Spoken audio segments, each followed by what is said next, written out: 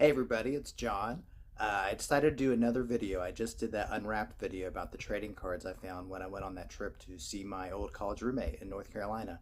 But on the way, I also kind of made it a comic book road trip. I stopped at a lot of comic shops along the way, and including coming back home to my own local comic book shop. And I just thought it might be fun to go through some of the stuff I got. So here we go. This will be the first episode of a new video series I'll do called Comic Book Club. So here we go, episode one. The first place I stopped at on my way to North Carolina was in Lexington, Kentucky at this place called A Plus Comics. Now, they apparently have two locations. I'm assuming one kind of outgrew the other, so there's A Plus and there's A Plus Comics 2. So this was at A Plus Comics 2. I'm going to show some pictures up on the screen so you can kind of see. These are pictures that I took when I was there. It was a really cool store. Everything was really nice. If I remember correctly, they even like doubled or triple backed or triple boarded their comics.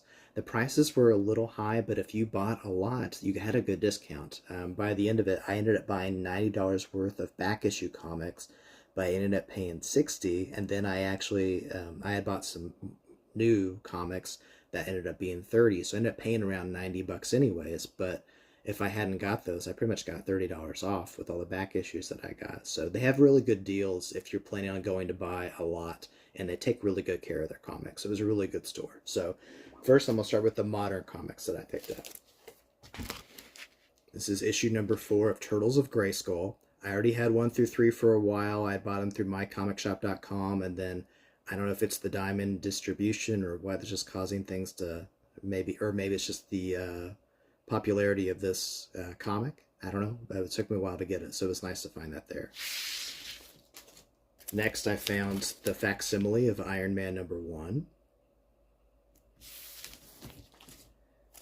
And then the facsimile, this is the Fantastic Four Galactus trilogy. This is really cool. One of my things I am with collecting, I love getting back issues because I grew up with the Marvel trading cards, 90 through 94, and then reading about all these big events and just knowing this is Marvel history. But now getting the facsimiles, it's cool to be able to have this in my hand and read it that way. So this is really neat to pick up. So I got issue 50, 49, 48, which I believe is the entire trilogy. And then the last facsimile I picked up was Batman number 9. This was a fun read. It wasn't as great as some of the earlier Batman comics. I have those digitally, but it was nice to go through and see this. It was a cool Joker story in there nonetheless. So those were the more modern comics I picked up. I also picked up some DC comics. These are all back issues. So Justice League America. I have almost completed this entire run of the Giffen Mateus all the way through Justice League America 100. That's my goal, to get that whole run and just sit through and read it, starting with Legends, I guess. I've almost completed the Giffen Mateus Justice League. There's only a couple in the 30s that I'm still missing. So I got 37, number 40, number 41, and then with Justice League of America, the original run, I got number 177, number 178. I'm kind of becoming a big fan of Despero, so I want to go back and read as many of his stories that I can. Number 216. I have the other parts of the story, which reminds me a lot of Ant-Man 3 as far as with that into that quantum realm and everything like that, and the whole society there. We kind of see this happening with the Justice League, and then the stuff that happens with Adam. So it's going to be fun to reread that and go through and read the climax here. And then number 251. Besides Justice League, I'm a big Green Lantern guy. This is Green Lantern number 24, The Death of Star Sapphire. I really got big into comics again last summer, and I started getting all of those action comics, the run that Superman wasn't the main story, and it was more like a magazine type with a lot of other stories in it. And in that, I found the issue, or the story where Carol kind of goes crazy and kills Katmatui, and it's really graphic. So I'm interested to see how that kind of turns out here when we get to the more modern Carol that I read back when, because I got more into Green Lantern during the Kyle Rayner era. So it's interesting to see this really evil Carol run happening. I also got Superman. This kind of stood out to me. I love the 80s computers who kidnapped Lana Lang. And then Superman Panic in the Sky is probably my favorite Superman story that I've read. I mean, it's not really a Superman story. If anything, it's like uh, how Superman Justice League DC Comics kind of story. It was like the big event of the early 90s. And I don't know, some people like it, some people don't. For me, I love it because it kind of felt like, I don't know, a Saturday morning cartoon in the comic books. It wasn't super serious.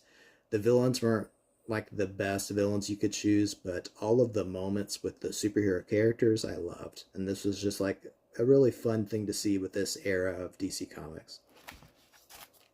And then the last set of comics that I picked up here were comics that features Kang the Conqueror. Kang is my favorite Marvel villain, and he has been ever since the Mattel Secret Wars toy line. I had the Kang figure. We also had Magneto and Dr. Octopus, but Kang always stood out to me because he was so weird. The colors were great and vibrant, if not subdued, on the toy. But he was a character that I never really knew a lot about. I mean, everyone knew Magneto. We all knew Dr. Octopus, but who was Kang?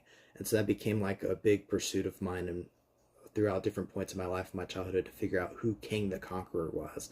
And he just kind of became my favorite Marvel villain. So here are some Kang comics that I picked up.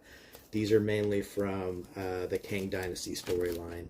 So number 41, see Scarlet Centurion too, his son. Number 48. Number 49.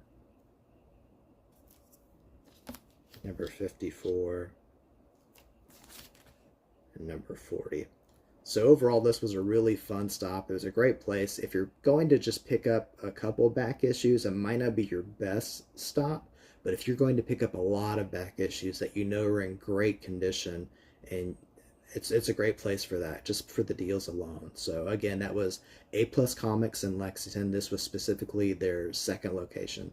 So if you're ever in that area, check it out. It's a great place, and I'll continue on with more of my road trip for comics in the next episode. See you later.